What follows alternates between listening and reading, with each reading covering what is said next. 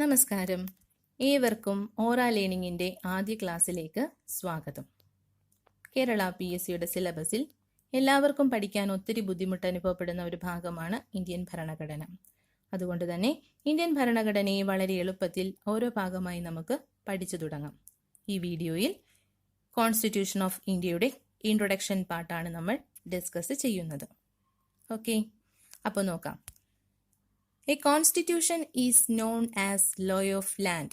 കോൺസ്റ്റിറ്റ്യൂഷനെ law of land എന്ന് അറിയപ്പെടുന്നു. കോൺസ്റ്റിറ്റ്യൂഷന്റെ മാതാവ് എന്ന് വിശേഷിപ്പിക്കുന്നത് ബ്രിട്ടീഷ് കോൺസ്റ്റിറ്റ്യൂഷനെയാണ്. Mother of constitution is British constitution. ലോകത്തിൽ വെച്ച് ഏറ്റവും പഴക്കം ചെന്ന ഭരണഘടന ബ്രിട്ടീഷ് ഭരണഘടനയാണ്. The oldest constitution in the world is the British Constitution. കോൺസ്റ്റിറ്റ്യൂഷനെ apex law of a nation എന്നും വിശേഷിപ്പിക്കാറുണ്ട്. Apex law of a nation constitution. The lengthiest written constitution in the world, Indian constitution. ലോകത്തിൽ വെച്ച് ഏറ്റവും നീളം കൂടിയതും എഴുതപ്പെട്ടതുമായ ഭരണഘടന എന്ന് പറയുന്നത് നമ്മുടെ ഇന്ത്യൻ ഭരണഘടനയാണ്. അതുപോലെ ലോകത്തിൽ വെച്ച് ഏറ്റവും ചെറുതും എഴുതപ്പെട്ടതുമായ ഭരണഘടന അമേരിക്കൻ ഭരണഘടനയാണ്. The shortest and the oldest written constitution is the American constitution. ഇനിയും നമുക്ക് ക്യാബിനറ്റ് മിഷൻ എന്താണെന്ന് നോക്കാം. ക്യാബിനറ്റ് മിഷന്റെ ലക്ഷ്യം എന്ന് വെച്ചാൽ കോൺസ്റ്റിറ്റ്യുവന്റ് അസംബ്ലി സെറ്റപ്പ് ചെയ്യുക എന്നതായിരുന്നു. ഈ ക്യാബിനറ്റ് മിഷനെ ഇന്ത്യയിലേക്ക് അയച്ചത് ക്ലെമന്റ് ആറ്റ്ലിയാണ്. The cabinet mission was sent to India by Clement Attlee.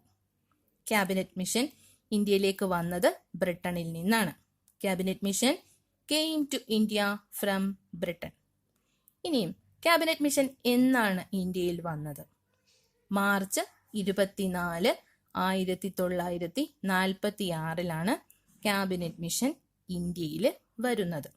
ക്യാബിനറ്റ് mission came to India on March 24, 1946. Cabinet മിഷന്റെ ലക്ഷ്യം എന്ന് വെച്ചാൽ ഇന്ത്യൻസിനെ ഹെൽപ്പ് ചെയ്യുക, ഒരു കോൺസ്റ്റിറ്റ്യൂഷൻ ഫ്രെയിം ചെയ്യാനായിട്ട് ഹെൽപ്പ് ചെയ്യുക എന്നതായിരുന്നു ക്യാബിനറ്റ് മിഷന്റെ ലക്ഷ്യം. The aim of the cabinet mission is to helping Indians to frame a constitution by themselves. ഈ ക്യാബിനറ്റ് മിഷന്റെ അംഗങ്ങൾ ആരൊക്കെ? Lord Pethick Lawrence, A V. Alexander, Stafford Cripps. 3 അംഗങ്ങൾ. Members of the cabinet mission: Lord Pethick Lawrence, A V. Alexander, Stafford Cripps. അങ്ങനെ cabinet mission ഇന്ത്യയിൽ വന്നു. March 24, 1946 ഇന്ത്യയിൽ വന്ന ക്യാബിനറ്റ് മിഷൻ ഇന്ത്യയിലെ സ്ഥിതിഗതികളെല്ലാം പഠിച്ചിട്ട് ഒരു റിപ്പോർട്ട് പബ്ലിഷ് ചെയ്യുന്നു. അങ്ങനെ ക്യാബിനറ്റ് മിഷൻ റിപ്പോർട്ട് പബ്ലിഷ് ചെയ്ത ഡേറ്റ് മെയ് 16, 1946. റിപ്പോർട്ട് പബ്ലിഷ് ചെയ്തത് May 16, 1946. Cabinet mission report was published on May 16, 1946. Cabinet mission ഇന്ത്യയിൽ വരുമ്പോൾ ആരായിരുന്നു ഇന്ത്യയുടെ വൈസ്രോയ്? Lord Wavell. ലോർഡ് വേവലാണ് ക്യാബിനറ്റ് മിഷൻ ഇന്ത്യയിൽ വരുമ്പോൾ ഇന്ത്യയിലെ viceroy. The viceroy of India when the cabinet mission reached India, Lord Wavell. ഇനിയും നമുക്ക് കോൺസ്റ്റിറ്റ്യുവന്റ് അസംബ്ലി എന്താണെന്ന് നോക്കാം. The Constitution of India was framed by the Constituent Assembly. Indian constitution frame ചെയ്തത് ഈ കോൺസ്റ്റിറ്റ്യുവന്റ് അസംബ്ലിയാണ്. അതായത് ഭരണഘടന നിർമ്മാണ സമിതിയാണ് കോൺസ്റ്റിറ്റ്യൂഷൻ ഓഫ് ഇന്ത്യ ഫ്രെയിം ചെയ്തത്. ഈ ഭരണഘടനാ നിർമ്മാണ സമിതിയെ സജ്ജമാക്കിയത് December 6, 1946. The Constituent Assembly was set up on December 6, 1946. അങ്ങനെ കോൺസ്റ്റിറ്റ്യുവന്റ് അസംബ്ലിയുടെ ആദ്യ സമ്മേളനം നടക്കുന്നു. ഭരണഘടനാ നിർമ്മാണ സമിതിയുടെ ആദ്യ സമ്മേളനം നടക്കുന്നത് December 9, 1946 first meeting of the constituent assembly was held on December 9, 1946. ആദ്യ സമ്മേളനം നടക്കുന്നതിൽ പങ്കെടുത്തത് 207 അംഗങ്ങൾ, 9 വനിതകൾ ഉൾപ്പെടെ 207 അംഗങ്ങൾ. The first meeting of Constituent Assembly was attended by 207 members, including 9 women. Constituent അസംബ്ലിയെ അഭിസംബോധന ചെയ്തത് ആചാര്യ JB കൃപലാനിയാണ്. The first person addressed to the Constituent Assembly, Acharya JB Kripalani. അങ്ങനെ ഭരണഘടനാ നിർമ്മാണ സമിതി ആദ്യമായി സമ്മേളിച്ചു. അപ്പോൾ ഒരു ചെയർമാനെ വേണമല്ലോ. ഒരു താൽക്കാലിക ചെയർമാനായി ഭരണഘടനാ നിർമ്മാണ സമിതിയുടെ താൽക്കാലിക ചെയർമാനായി ഏറ്റവും പ്രായം കൂടിയ അംഗമായ സച്ചിദാനന്ദ സിൻഹയെ തിരഞ്ഞെടുത്തു. The temporary chairman of Constituent Assembly, സച്ചിദാനന്ദ സിൻഹ. ഒരു ക്വസ്റ്റ്യനും കൂടി അവിടെ. The oldest member of the Constituent Assembly, സച്ചിദാനന്ദ സിൻഹ. സ്ഥിര ചെയർമാനായി ഡോക്ടർ രാജേന്ദ്ര പ്രസാദിനെ പിന്നീട് നിയമിക്കുന്നു. The permanent chairman of the Constituent Assembly, doctor Rajendra Prasad. Vice പ്രസിഡന്റായിട്ട് HC മുഖർജിയെ നിയമിച്ചു. Harendrakumar Mukherjee. Vice president of the constituent assembly HC Mukherjee. അങ്ങനെ ഡോക്ടർ രാജേന്ദ്ര പ്രസാദിനെ സ്ഥിര പ്രസിഡന്റായിട്ട് നിയമിച്ചത് December 11, 1946. Dr. Rajendra Prasad became the permanent president of the Constituent Assembly on December 11, 1946.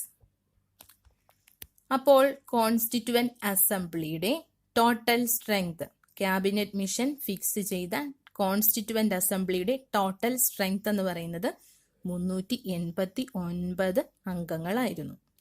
Total strength of the Constituent Assembly fixed by the Cabinet Mission, 389 members. ശേഷം ഇന്ത്യയിൽ partition നടക്കുന്നു.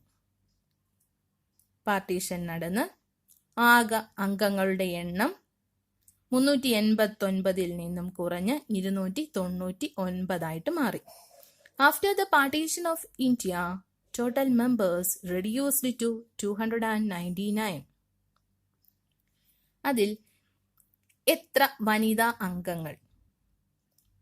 17 വനിതാ അംഗങ്ങളാണ് കോൺസ്റ്റിറ്റ്യൂവന്റ് അസംബ്ലിയിൽ ഉണ്ടായിരുന്നത്. The number of women members in the Constituent Assembly, 17. എത്ര മലയാളി അംഗങ്ങൾ? 17 പേർ. 3 വനിതകൾ ഉൾപ്പെടെ 17 മലയാളി അംഗങ്ങൾ. The total number of Malayali members in the Constituent Assembly is 17, including the 3 women. നമുക്ക് നോക്കാം ആരൊക്കെയാണ് ആ 3 വനിതകൾ. 3 Malayali women, Annie Musgreen, Dakshayani Velayudan and Ammu Swaminathan. ഒന്നുകൂടി പറയാം. 3 മലയാളി വനിതകൾ, ആനി മസ്ഗ്രീൻ, ദാക്ഷായണി വേലായുധൻ, അമ്മു സ്വാമിനാഥൻ. നമ്മൾ പഠിച്ചു 17 മലയാളി അംഗങ്ങളാണ് കോൺസ്റ്റിറ്റ്യൂവന്റ് അസംബ്ലിയിൽ, ഭരണഘടനാ നിർമ്മാണ സമിതിയിൽ ഉണ്ടായിരുന്നത്. ആ 17 മലയാളി അംഗങ്ങൾ ഏതൊക്കെ പ്രവിശ്യയിൽ നിന്ന് വന്നു? മദ്രാസിൽ നിന്നും 9 പേർ, ട്രാവൻകൂറിൽ നിന്നും 6 പേർ, കൊച്ചിയെ പ്രതിനിധീകരിച്ച് ഒരാൾ, പനമ്പള്ളി ഗോവിന്ദ മേനോൻ. യുണൈറ്റഡ് പ്രൊവിൻസസിനെ പ്രതിനിധീകരിച്ച ഒരാൾ, ഡോക്ടർ ജോൺ മത്തായി. ഇനിയും നമുക്ക് ഡ്രാഫ്റ്റിംഗ് കമ്മിറ്റി എന്താണെന്ന് നോക്കാം. Drafting committee is the important committee. Drafting കമ്മിറ്റിയുടെ ലക്ഷ്യം എന്നാൽ ടു ഡ്രാഫ്റ്റ് എ കോൺസ്റ്റിറ്റ്യൂഷൻ, ഒരു ഭരണഘടന ഡ്രാഫ്റ്റ് ചെയ്യുക എന്നതായിരുന്നു ഡ്രാഫ്റ്റിംഗ് കമ്മിറ്റിയുടെ ലക്ഷ്യം. Aim of setting up of drafting committee is to draft a constitution. ഈ കോൺസ്റ്റിറ്റ്യൂവന്റ് അസംബ്ലി ഒരു ഡ്രാഫ്റ്റിംഗ് കമ്മിറ്റിയെ സെറ്റ് ചെയ്തത് ഓഗസ്റ്റ് 29, 1947 ഓഗസ്റ്റ് 29, 1947 ഭരണഘടനാ നിർമ്മാണ സമിതി ഒരു ഡ്രാഫ്റ്റിംഗ് കമ്മിറ്റിയെ നിയമിക്കുന്നത്. ആ ഡ്രാഫ്റ്റിംഗ് കമ്മിറ്റിയുടെ ചെയർമാൻ ഡോക്ടർ BR അംബേദ്കർ ആയിരുന്നു. The chairman of the drafting committees doctor BR Ambedkar. അങ്ങനെ ഡ്രാഫ്റ്റിംഗ് കമ്മിറ്റി ഡ്രാഫ്റ്റ് പ്രിപ്പയർ ചെയ്ത് നമ്മുടെ കോൺസ്റ്റിറ്റ്യൂവന്റ് അസംബ്ലിയിൽ സബ്മിറ്റ് ചെയ്തു. നവംബർ 4, 1947 നവംബർ 4, 1947 ഡ്രാഫ്റ്റിംഗ് കമ്മിറ്റി ഒരു ഡ്രാഫ്റ്റ് കരട് രൂപം തയ്യാറാക്കി ഭരണഘടന നിർമ്മാണ സമിതിയിൽ സബ്മിറ്റ് ചെയ്തു. ഇനി നമുക്ക് ഈ ഡ്രാഫ്റ്റിംഗ് കമ്മിറ്റിയിലെ അംഗങ്ങളെ പരിചയപ്പെടാം. ഡ്രാഫ്റ്റിംഗ് കമ്മിറ്റിയിലെ അംഗങ്ങൾ doctor BR Ambedkar, he is the chairman of the drafting committee. Doctor BR Ambedkar, KM Munshi, Alladi Krishnaswamy Iyer, Mohammed Saadulla, DP Khaitan and BL Mitter. ഒന്നുകൂടി, doctor BR Ambedkar, KM Munshi, Alladi Krishnaswamy Iyer, Mohammed Saadulla, DP Khaitan and BL Mitter. അതിൽ DP ഹെയ്ത്താൻ മരണപ്പെടുകയും അതിന് പകരമായി TT കൃഷ്ണനാചാരി ഡ്രാഫ്റ്റിംഗ് കമ്മിറ്റി അംഗമാകുകയും ചെയ്തു. അതുപോലെ തന്നെ BL മിത്തറിന് അസുഖ സംബന്ധമായി അദ്ദേഹത്തിന് പകരമായി N മാധവറാവു ഡ്രാഫ്റ്റിംഗ് കമ്മിറ്റി അംഗമായി. ഇനിയും ഈ ഭരണഘടനാ നിർമ്മാണ സമിതി ആദ്യമായി ലെജിസ്ലേറ്റീവ് അസംബ്ലി കൂടിയത് November 17, 1947. The Constituent Assembly met for the first time as Legislative Assembly on November 17, 1947. First legislative അസംബ്ലിയിലെ speaker doctor GV Mavalankar. The Speaker of the First Legislative Assembly met on November 17, 1947. Doctor GV മാവിലങ്കർ. അങ്ങനെ നമ്മുടെ constituent assembly constitution of India adopt ചെയ്തു അല്ലെങ്കിൽ enact ചെയ്തത് November 26, 1949 Constituent Assembly adopted or enacted the Constitution of India on November 26, 1949. ഭരണഘടന നിലവിൽ വന്നത് January 26, 1950 Indian ഭരണഘടന നിലവിൽ വന്നത് 1950 ജനുവരി 26. The Constitution of India came into being on January 26, 1950. നമ്മുടെ ഭരണഘടനയിൽ 395 ആർട്ടിക്കിൾസും 8 ഷെഡ്യൂൾസും 22 ഭാഗങ്ങളുമാണ് ഉള്ളത്. The original Constitution consists of 395 articles, 8 schedules, 22 parts. അങ്ങനെ ഈ കോൺസ്റ്റിറ്റ്യൂഷൻ എല്ലാം എഴുതി തയ്യാറാക്കാൻ എടുത്ത സമയം 2 വർഷവും 11 മാസവും 17 ദിവസവും എടുത്തു നമ്മുടെ ഇന്ത്യൻ ഭരണഘടന എഴുതി തയ്യാറാക്കാൻ. The total time taken by the Constituent Assembly to frame the Constitution 2 years, 11 months and 17 days. Indian കോൺസ്റ്റിറ്റ്യൂഷന്റെ കരട് തയ്യാറാക്കിയത് BN റാവു ആണ്.